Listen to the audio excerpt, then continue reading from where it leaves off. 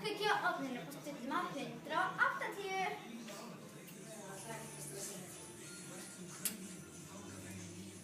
Fyrst blöndum við saman öllu hráefni saman í eina stóra skál.